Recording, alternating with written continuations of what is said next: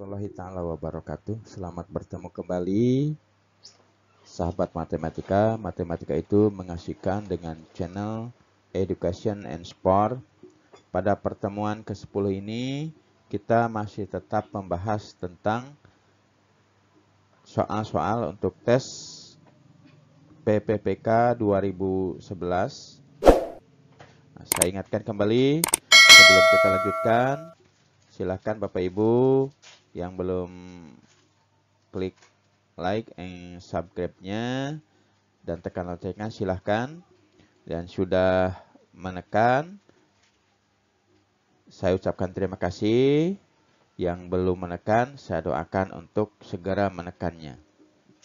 Oke Bapak Ibu, untuk pertemuan ke-10 ini kita masih tetap membahas soal-soal kompetensi teknis guru untuk tes PPPK tahun 2011. Langsung aja kita lihat soal yang pertama. Acuan penyusunan kerangka pembelajaran untuk setiap bahan ajar kajian mata pelajaran disebut A. Program tahunan, B. Program semester, C. Silabus, D. RPP. Jadi kita harus punya acuan ya, acuan dalam melakukan pembelajaran. Kita lihat ada di pembahasan Permendikbud nomor 22 tahun 2016 tentang standar proses pada Dikdasmen menyatakan bahwa silabus merupakan acuan penyusunan kerangka pembelajaran untuk setiap bahan kajian mata pelajaran. Dengan demikian, pilihan yang tepat untuk soal yang pertama adalah yang C, yaitu silabus, Bapak Ibu ya. Yang C yang paling tepat. Ini sesuai dengan Permendikbud nomor 22 tahun 2016 tentang standar proses. Oke, kita lanjut soal yang kedua. Dasar penyusunan rencana pelaksanaan pembelajaran atau RPP adalah A. Program tahunan, B. Program semester, C. Silabus, D. Standar kompetensi lulusan. Saya kira Bapak Ibu ini sudah tidak asing lagi, sudah hafal nian, karena RPP ini kita buat setiap hari Bapak Ibu ya. Kita lihat pembahasannya, ini masih tetap acuan kita Permendikbud nomor 22 tahun 2016. Nah, di sana dinyatakan bahwa setiap guru berkewajiban menyusun RPP secara lengkap dan sistematis agar pembelajaran berlangsung secara interaktif, inspiratif, menyenangkan, menantang, efisien, dan memotivasi siswa untuk berpartisipasi aktif, serta memberikan ruang yang cukup bagi prakarsa, kreativitas, dan kemandirian sesuai dengan bakat, minat, dan perkembangan fisik serta fisiologis siswa. RPP disusun berdasarkan kompetensi dasar atau KD atau subtema yang dilaksanakan 1 kali pertemuan atau lebih.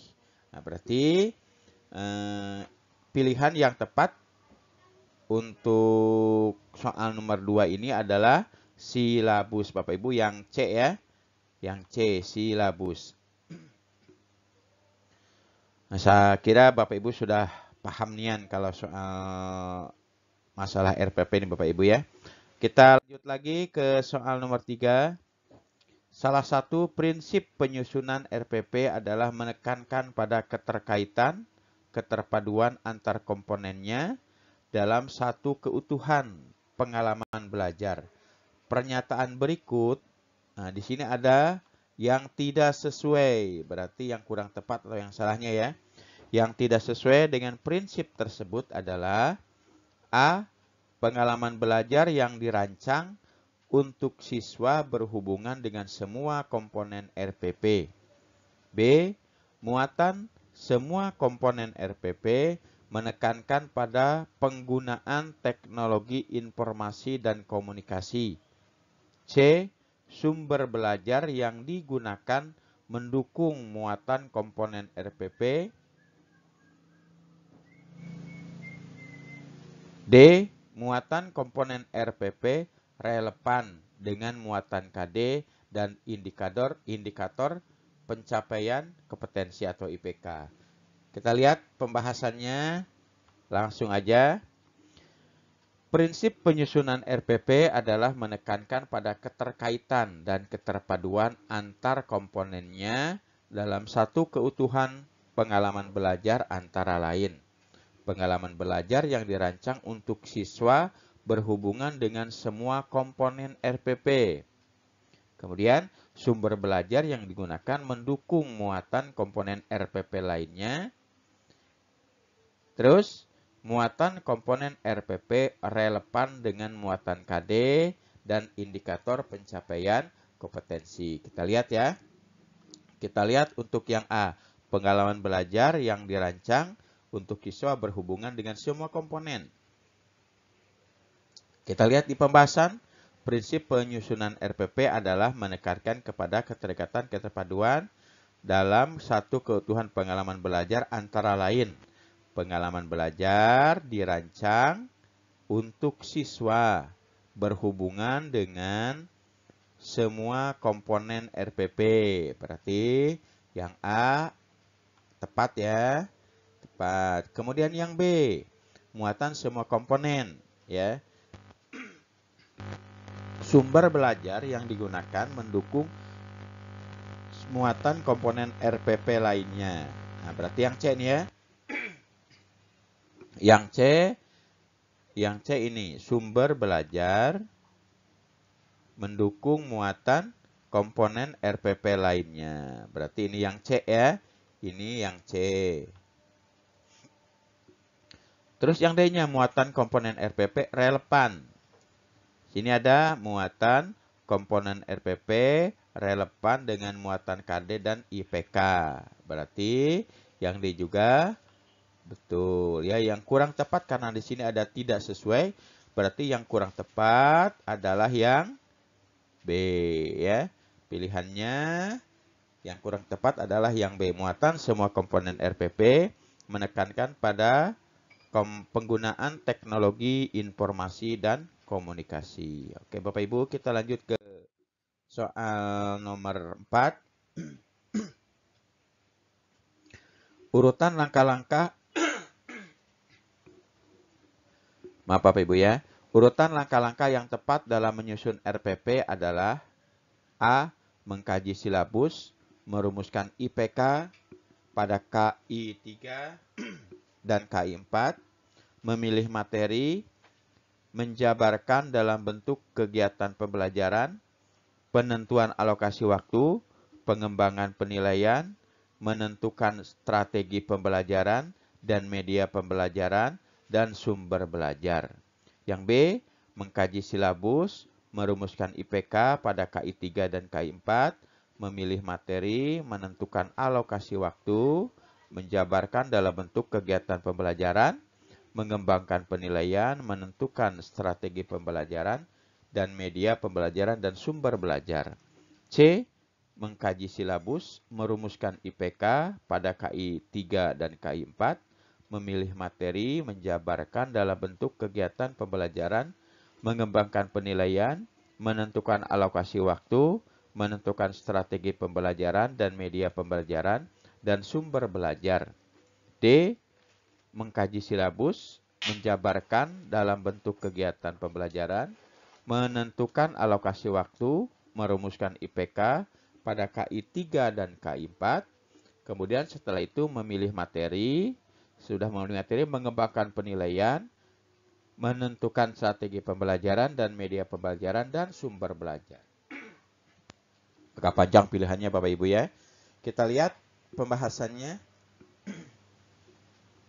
Langkah penyusunan RPP yang tepat adalah kita mengkaji silabus dulu. Kita kaji silabusnya.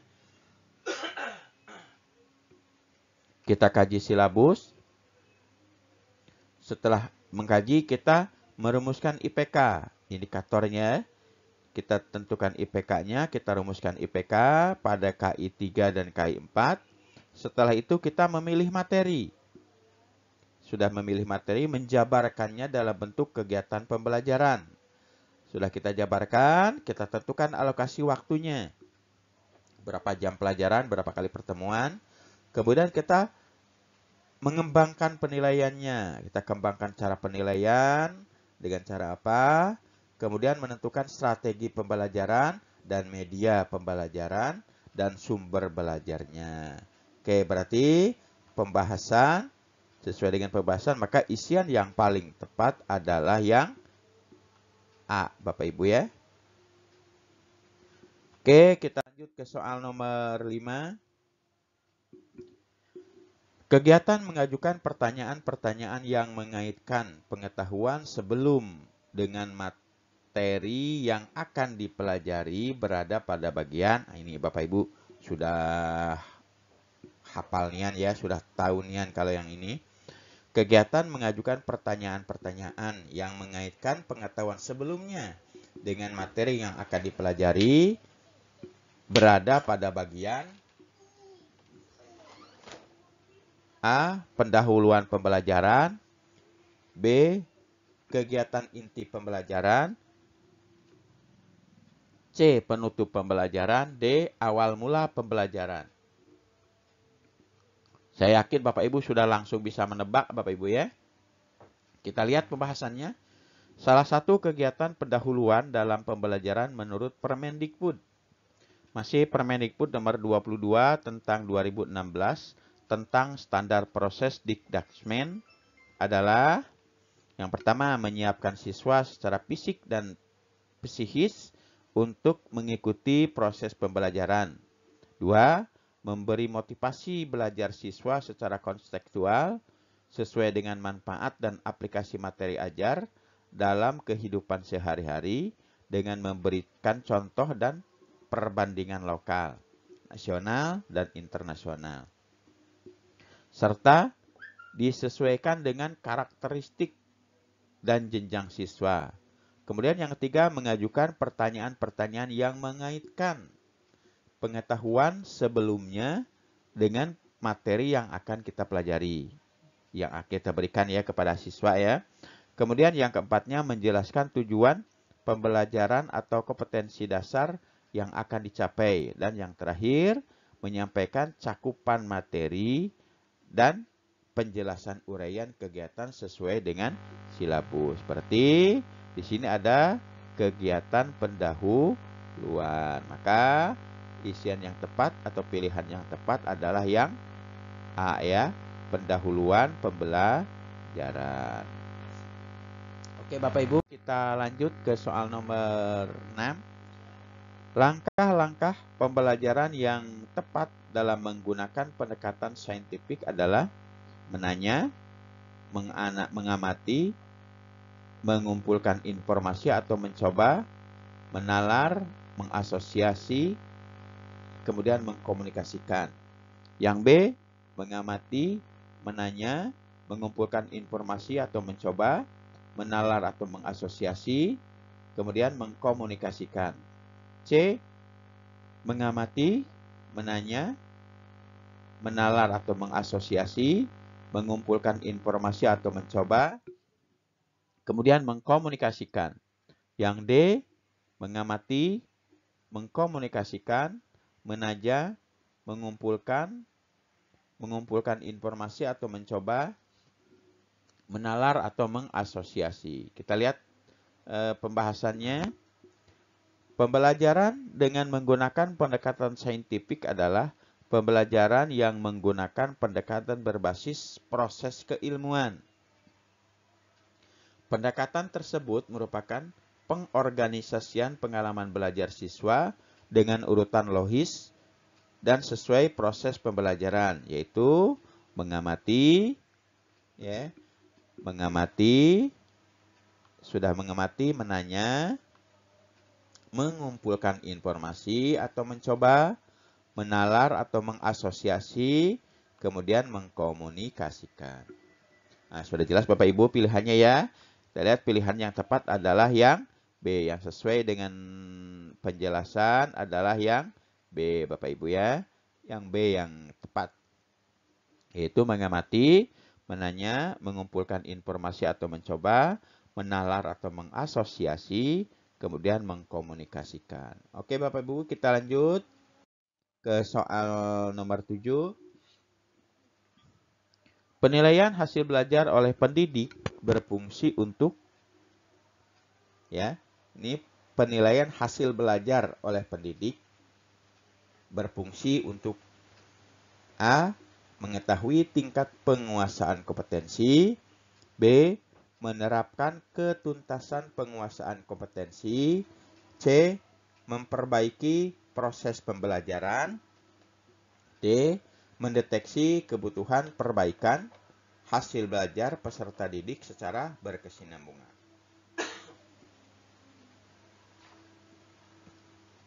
Oke Bapak Ibu, saya kira ini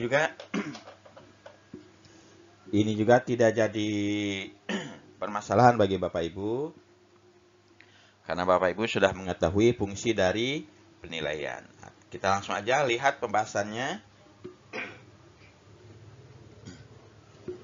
Penilaian hasil belajar oleh pendidik berfungsi untuk memantau kemajuan belajar, memantau hasil belajar, mendeteksi kebutuhan perbaikan hasil belajar peserta didik secara berkesinambungan. Oke, jadi kita bisa lihat di pilihannya yang sesuai adalah yang B, menetapkan ketuntasan penguasaan kompetensi ya.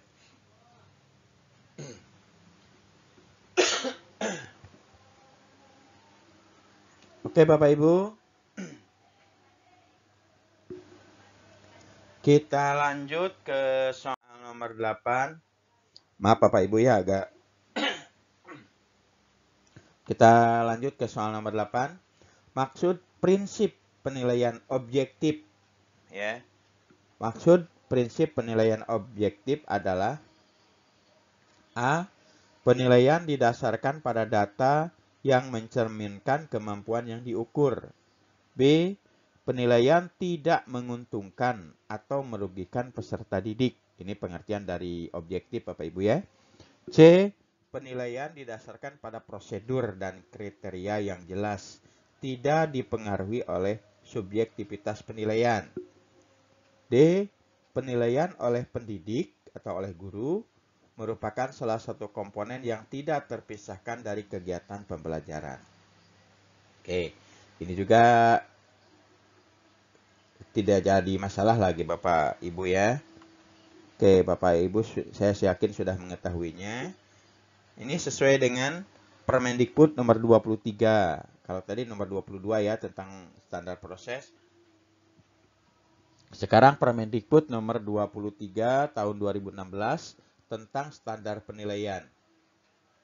Di sana disebutkan bahwa prinsip umum penilaian hasil belajar oleh pendidik meliputi ada beberapa kriteria ya. Ada beberapa pilihan yaitu sahih ya, objektif, adil, terpadu, holistik, dan berkesinambungan, sistematis, akuntabel, edukatif ya. Kalau Bapak Ibu lihat dari video saya pertama sampai ke 9, di sana sudah dibahas mengenai Permendikbud tentang penilaian Bapak Ibu ya, 23 nomor 2016. Di sana ada sudah saya jelaskan prinsip-prinsip penilaian. Nah, jadi objektif adalah penilaian yang didasarkan pada prosedur dan kriteria yang jelas, tidak dipengaruhi oleh subjektivitas penilai ya. Tidak ada pengaruh, tidak dipengaruhi oleh hal-hal lain ya, hal-hal yang lain Bapak Ibu ya. Jadi isian yang tepat adalah yang mana Bapak Ibu? Ya, isian yang tepat adalah di sini objektivitas adalah penilaian yang didasarkan pada prosedur dan kriteria yang jelas. Berarti objektif adalah yang mana ya? Ayo silakan Bapak Ibu. Ya. prosedur dan kriteria tidak dipengaruhi oleh subjektivitas. Penilaian didasarkan pada prosedur dan kriteria yang jelas, tidak dipengaruhi oleh subjektivitas penilai. Berarti maksud dari ini kurang tepat yang ini ya Bapak Ibu ya. Yang betul, yang tepat adalah penilaian didasarkan pada prosedur dan kriteria yang jelas, tidak dipengaruhi oleh subjektivitas. Oke, yang C Bapak Ibu ya. Jawaban yang tepat adalah yang C ya. Yang C. Ini yang C Bapak Ibu ya. Yang C yang betul yang C. Ini yang betul Bapak Ibu ya. Oke. Kita lanjut ke nomor 9.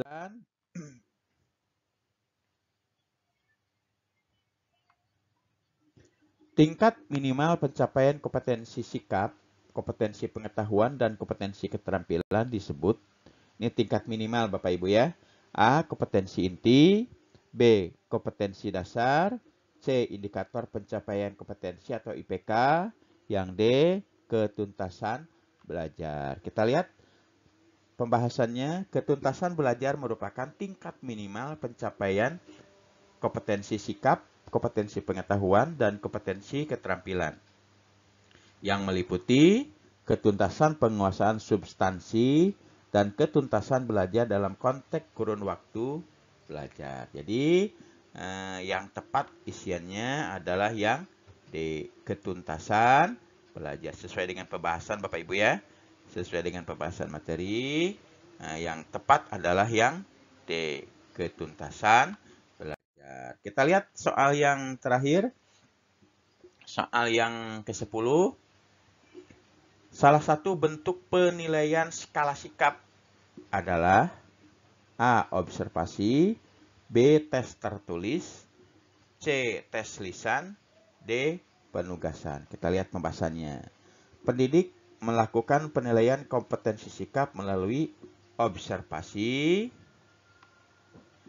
penilaian diri, penilaian teman sejawat oleh peserta didik, jurnal, ya. Instrumen yang digunakan untuk observasi, penilaian diri, dan penilaian antar peserta didik adalah daftar cek atau skala penilaian rating scale yang disertai rubrik, sedangkan pada jurnal berupa catatan pendidik. Oke, berarti yang sesuai dengan pembahasan adalah yang A, observasi ya Bapak Ibu ya. Observasi yang sesuai isiannya. Oke Bapak Ibu, itulah pembahasan bagian ke-10 ini. Sampai ketemu lagi di bagian ke-11. Nah, sebelum saya akhiri, saya ingatkan kembali, jangan lupa untuk like dan subscribe-nya. Kemudian tekan loncengnya agar Bapak Ibu tidak ketinggalan video pembahasan soal-soal kompetensi teknis guru untuk tes PPPK pada bagian ke-11. Oke, kalau menurut Bapak Ibu video ini bermanfaat bagi Bapak Ibu, saudara, teman, tetangga, atau yang Ibu kenal, silahkan bagikan video ini melalui media sosial bisa, misalnya Facebook, Instagram, WA, ya. Kemudian, atau Bapak Ibu langsung bisa masuk ke channel Education and Sport. Di sana silahkan Bapak Ibu pilih video-video yang diperlukan. Itu aja yang bisa saya ini kan pada bagian ke-11 ini. Saya ucapkan terima kasih. Sampai ketemu lagi di bagian ke-11. Wabillahi taufiq wal hidayah. Wassalamualaikum warahmatullahi wabarakatuh.